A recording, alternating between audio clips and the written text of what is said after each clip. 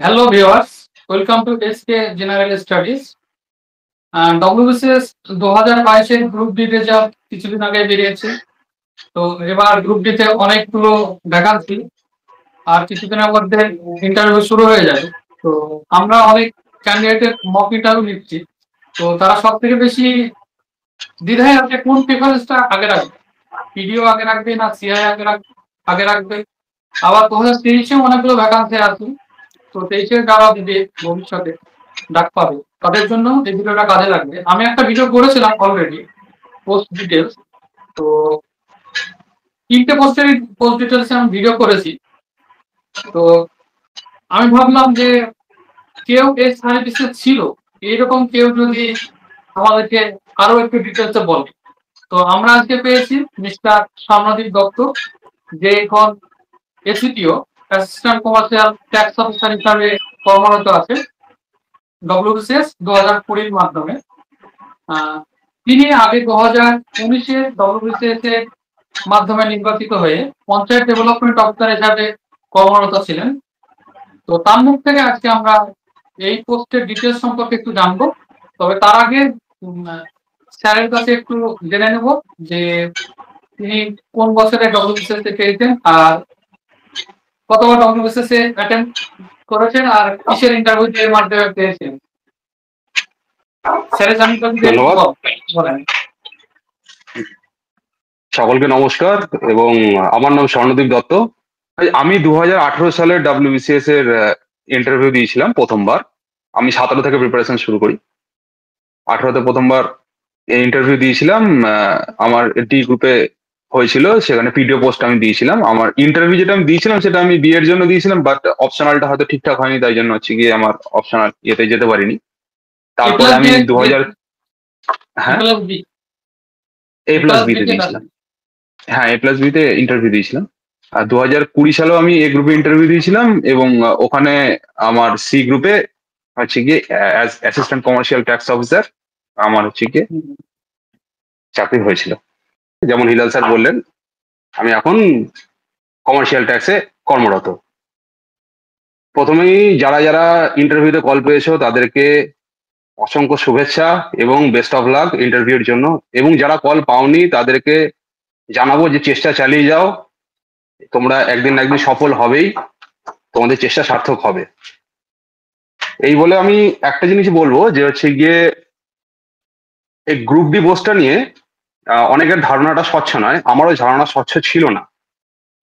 এবং আমি যখন প্রেফারেন্স দিয়েছিলাম, আমার ফার্স্ট প্রেফারেন্সে পিডিওই ছিল, পঞ্চায়েত ডেভেলপমেন্ট অফিসার। তো এই পোস্টটা সম্বন্ধে একটুখানি বলি। তোমরা সকলেই জানো হচ্ছে কি যে ব্লকের কাঠামো অ্যাডমিনিস্ট্রেটিভ সেট আপে সবার আগে থাকে ব্লক ডেভেলপমেন্ট অফিসার, তাকে অ্যাসিস্ট করার জন্য থাকে হচ্ছে গিয়ে এক্সটেনশন অফিসার এবং জয়েন্ট বিডিওর পোস্টিং।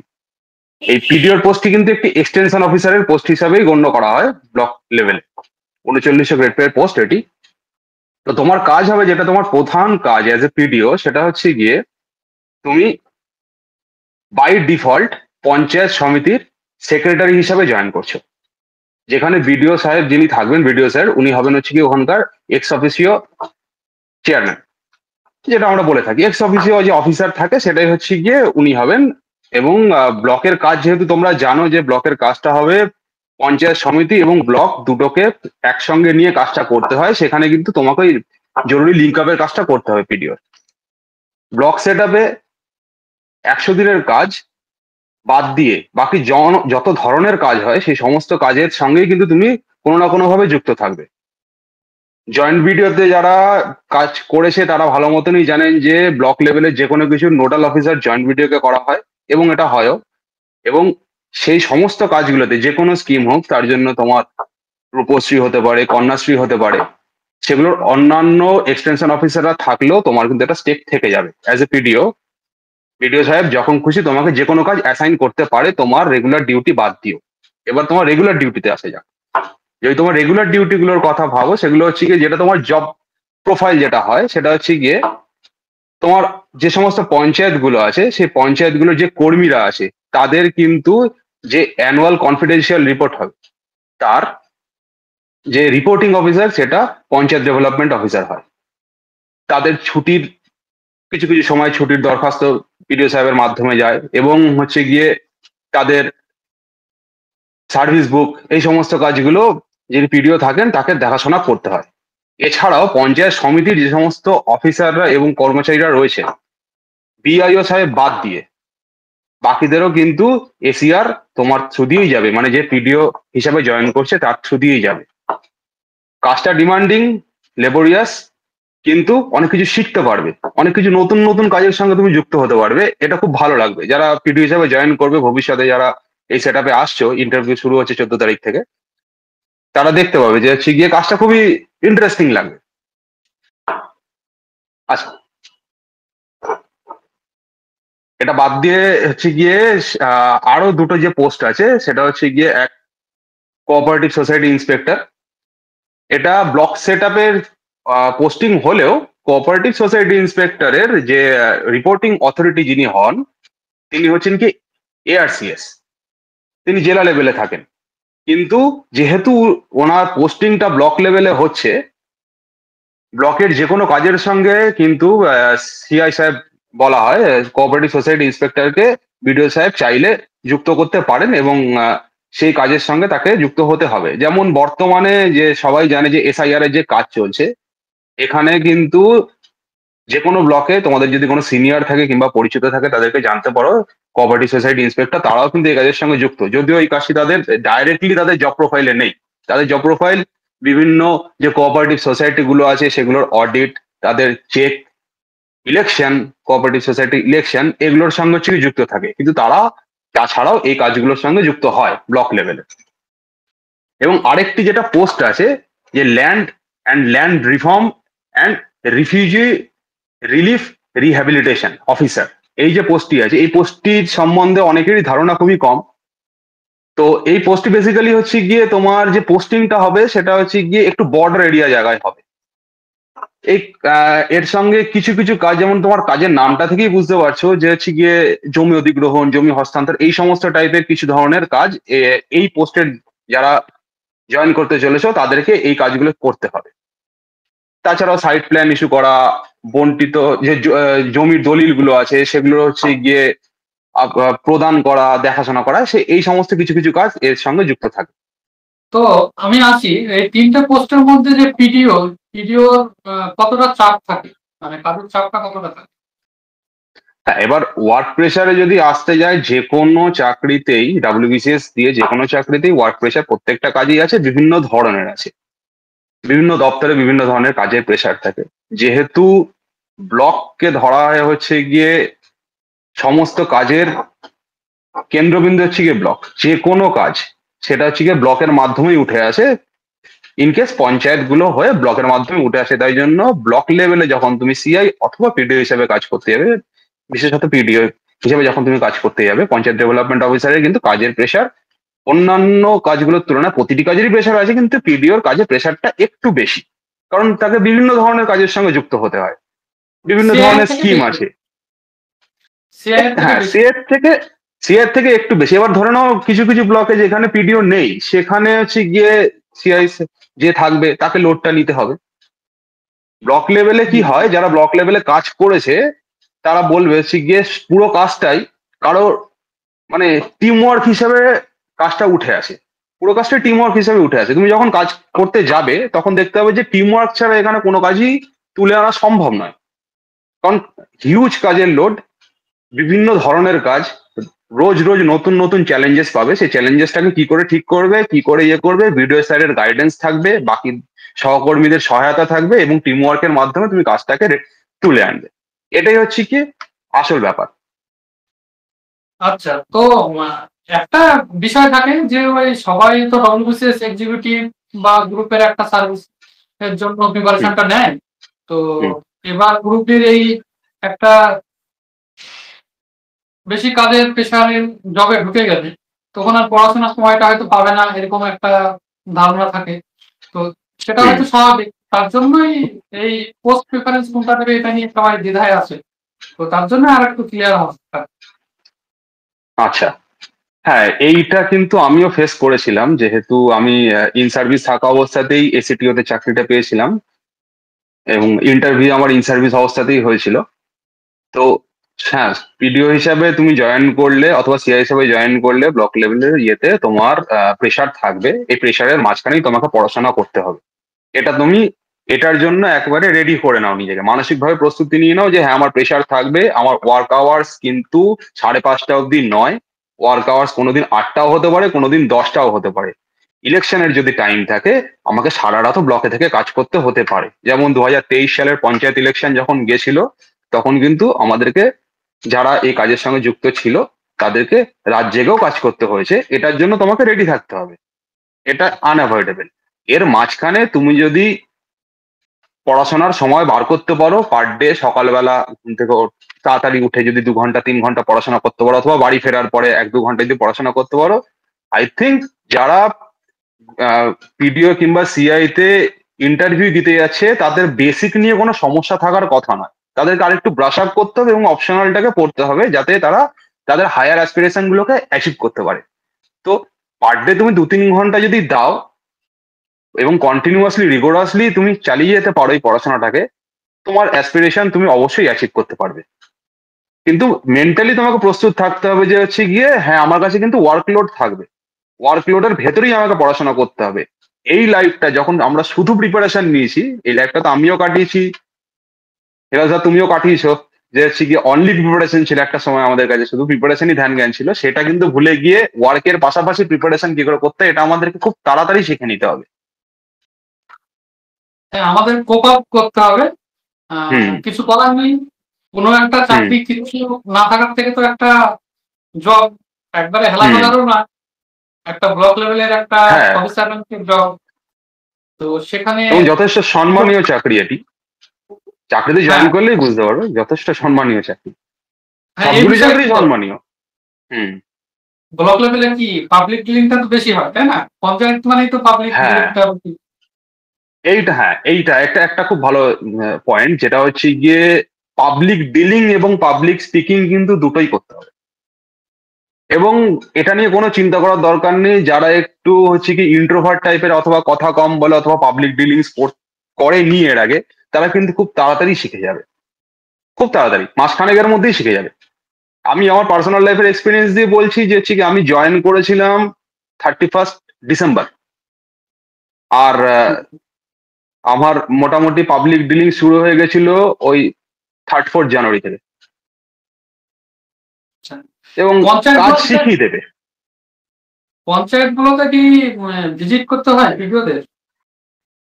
হ্যাঁ, এটা পিডিওর জবের, পিডিওর কাজের একটা দিক হচ্ছে গিয়ে যে তোমাকে যদি panchayat audit and accounts officer মানে পাও যে বলে যে একটা পোস্ট আছে, সে যদি না থাকে তাহলে পিডিও কে করতে হয় যে অডিট করতে হয়। প্রত্যেকটা পঞ্চায়েতের একটা বার্ষিক অডিট হয়, ইন্টারনাল অডিট বলি আমরা এটা। ইন্টারনাল অডিটের দায়িত্বটা কিন্তু পিডিওর ওপরে। তো এটা তোমাকে ক্যালেন্ডার দিয়ে দেবে, অসুবিধা নেই। তুমি তোমার হিসাব মতন ক্যালেন্ডার বানাবে, বিডিও সাহেবের সঙ্গে কথা বলে কখন সময় ফ্রি থাকবে, কাজের চাপ কখন কম থাকবে, সেটা তোমাকে করতে হবে। রেগুলার ভিজিট যদি বলতে হয় পঞ্চায়েত গুলোতে, সেটা অ্যাজ পার বিডিওস ডিসক্রিপশন। ঠিক আছে, যেহেতু অফিসটা বিডিও স্যারের, পঞ্চায়েত গুলো ডাইরেক্টলি বিডিও স্যারই দেখাশোনা করছেন। তো বিডিও স্যার যদি বলেন তোমাকে হচ্ছে গিয়ে যাও গিয়ে ওই পঞ্চায়েতের একটুখানি ইন্সপেকশন করে আসো, কাজগুলো ঠিকঠাক হচ্ছে নাকি, কিংবা এই স্কিমটা ঠিকঠাক চলছে নাকি, অথবা ধরো বাড়ির কাজ যেটা চলে আমাদের এখানে, ঠিক আছে, হাউস বিল্ডিং যেটাকে আমরা বলে থাকি হচ্ছে গিয়ে তোমার বাংলার বাড়ি। আবাস যোজনা, আবাস যোজনা অথবা বাংলার বাড়ি যোজনা, ঠিক আছে, সেখানে গিয়ে কিন্তু তোমাকে ইন্সপেকশন করে আসতে হবে। ঠিক আছে, এছাড়াও বিভিন্ন ধরনের ইন্সপেকশন, আইসিডিএস এর ইন্সপেকশনও তোমাকে নিযুক্ত করতে হতে পারে। হুম, বললাম যে হচ্ছে কি বিভিন্ন ধরনের কাজের সঙ্গেই তুমি যুক্ত থাকবে এবং পঞ্চায়েতে ইন্সপেকশন তোমাকে করতে হবে। মানে ভিডিও অফিসের যে এক্সটেনশন অফিসার হিসাবে ভিডিও হুম যা যা কাজ দিবে সেগুলো করতে হবে। আর তাছাড়া কিছু কিছু কিছু কাজ যেগুলো আছে, এসিআর বা অন্যান্য যেগুলো আছে হুম সেগুলো ভিডিও দায়িত্ব সেগুলোর যেটা রিপোর্টিং সেটা অফিসার করতে হবে। কিন্তু পিডিও নিজেই হবে। দেখো, আসলে ঘটনাটা কি, বিডিও তো একজন মানুষ, বিডিও তো আর সব জায়গায় যেতে পারবে না। তোমার ইয়ার আন্ডারে যদি 10টা পঞ্চায়েত থাকে, বিডিও স্যার তো 10টা জায়গায় যেতে পারবে না। তো সেখানে এক্সটেনশন অফিসাররাই ভিজিট করবে এবং এক্সটেনশন অফিসারের রিপোর্টের উপর নির্ভর করেই কিন্তু বিডিও স্যার নেক্সট স্টেপ গুলো নেবেন, নেসেসারি যে স্টেপ গুলো আছে। তো এটা কিন্তু তোমার উপরেই দায়িত্ব পড়বে যে হচ্ছে কি তোমাকে ঠিকঠাক দেখে ঠিকঠাক একটা রিপোর্ট তৈরি করা। আচ্ছা, আপনি তো ছিলেন আগে টিডিও হিসেবে ছিলেন, তো এখন এই হুম। সার্ভিসের কিরকম প্রমোশনাল স্কোপ কিরকম আছে? আচ্ছা, প্রমোশনাল টিডিও। স্কোপ বর্তমানে যেটা নর্মাল সেটা হচ্ছে গিয়ে আহ, আগে ইয়েটা বলি, প্রসিডিওরটা বলি কি করে হয়।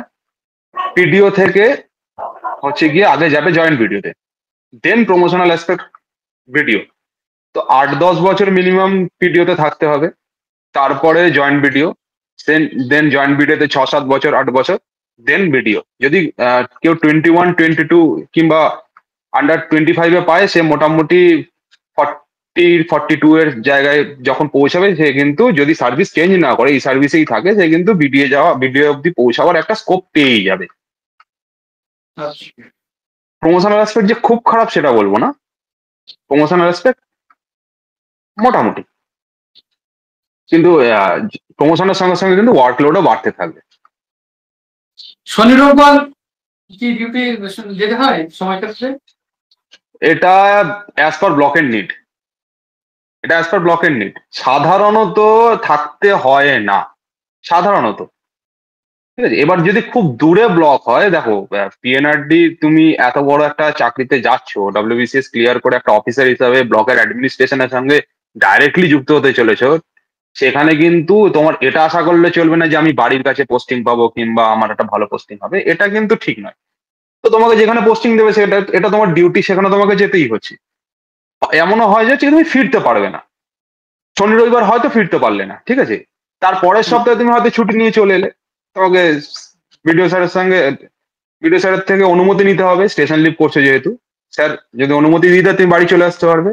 এবং দ্বিতীয়ত এখানে আরেকটা জিনিস, যদি ওয়ার্কলোড বেড়ে যায়, এবং এখন যেমন এসআইআর এর সময় চলছে, এখন হুম। ওয়ার্কলোড হিউজ, এই সময়টা কিন্তু ছুটি পাওয়া খুবই মুশকিল।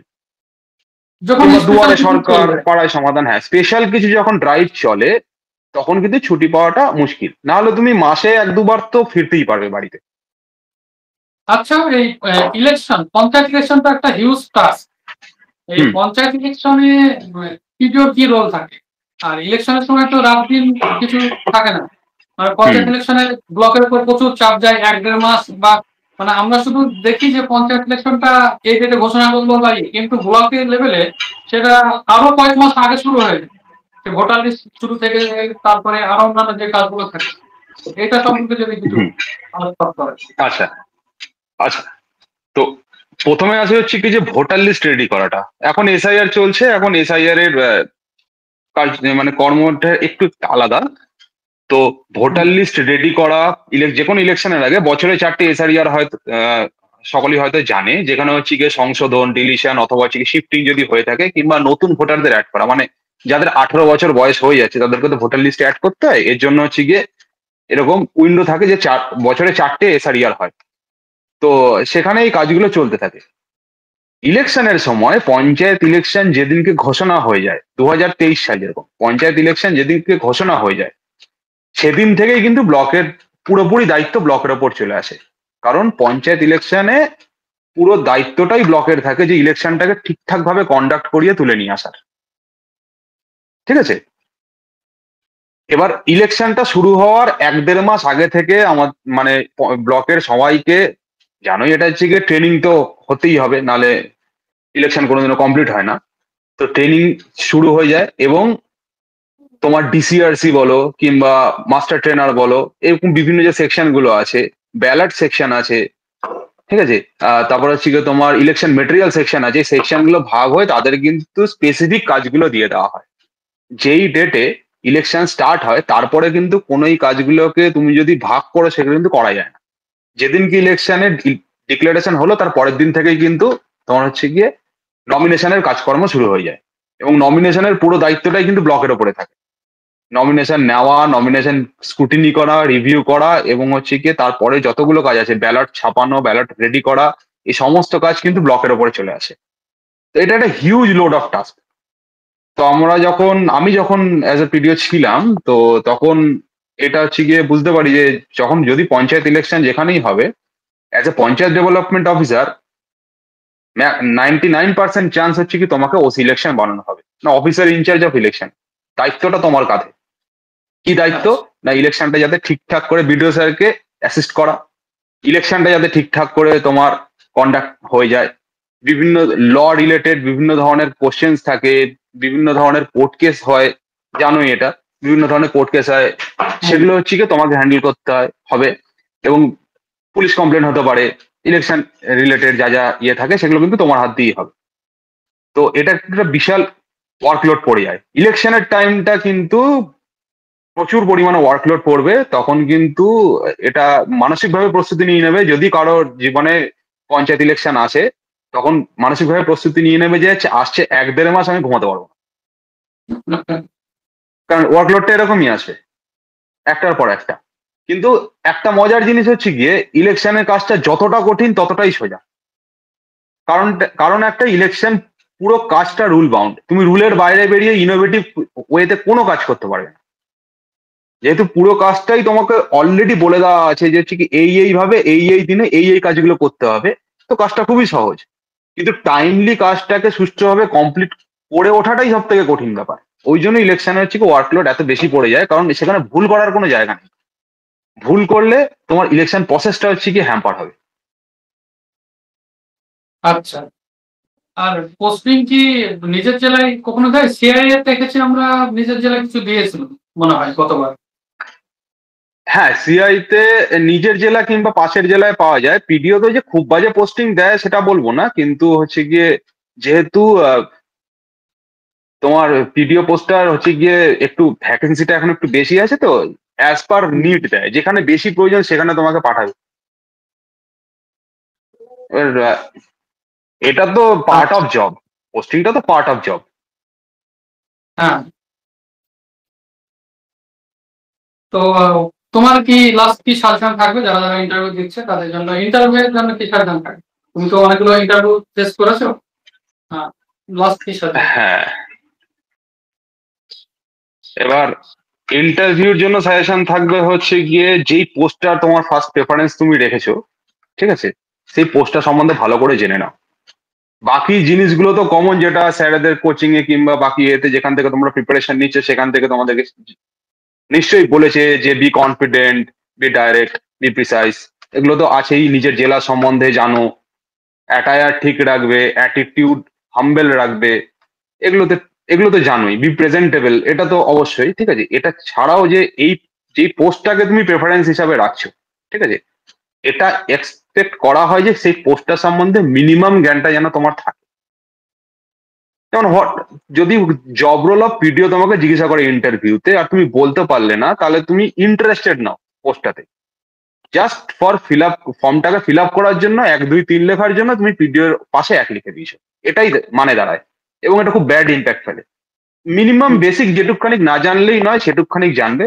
পিডিওর জব রোল কি, পিডিও পঞ্চায়েত সমিতির কি হিসাবে কাজ করে, যেমন সচিব হিসাবে কাজ করে, যেটা একটা সচিব উনি পঞ্চায়েত সমিতির, এবং অর্থ এবং উন্নয়ন যে যে ইয়েটা আছে স্থানীয় সেটার কোনো কিন্তু নাম? উনি, হ্যাঁ, সেই সেটার কিন্তু এই কমিটি যেটা আছে সেটারও কিন্তু উনি সচিব। এবং হ্যাঁ, এইটা একটা জিনিস যে কটা কমিটি আছে একটা পঞ্চায়েত সমিতিতে অথবা জেলা পরিষদে অথবা গ্রাম পঞ্চায়েতে, ঠিক আছে, এই টিআর সিস্টেম সম্বন্ধে একটা যেন ব্রিফ এবং ভালো ওভারভিউ থাকে। কোশ্চেন আসতে পারে, এবং সেটা উত্তর দেওয়াটা, যেহেতু তুমি এই পোস্টটাকে প্রেফারেন্স দিচ্ছ, এটা তোমার থেকে এক্সপেক্ট করা যায় তুমি মিনিমাম কিছু বলতে পারো। যদি না জানো, আচ্ছা, I don't know sir.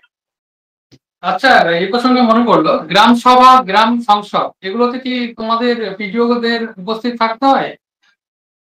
Not necessarily, not necessarily, ঠিক আছে, এই এগুলোতে নট নেসেসারিলি উপস্থিত থাকতে হয়, কিন্তু যদি হচ্ছে গিয়ে তোমার এবার ঘটনাটা কি হয়, একই দিনে যদি সবগুলো জায়গায় পড়ে যায়, তোমার হচ্ছে গিয়ে গ্রাম সংসদের মিটিং ইয়ে যদি পড়ে যায়, তখন তো তুমি সব জায়গায় থাকতে পারবে না, ঠিক আছে। তখন বিডিও স্যার উনি ইয়ে ঠিক করে দেয়, এক্সটেনশন অফিসার ঠিক করে দেয় কে উপস্থিত থাকবেন সেখানে।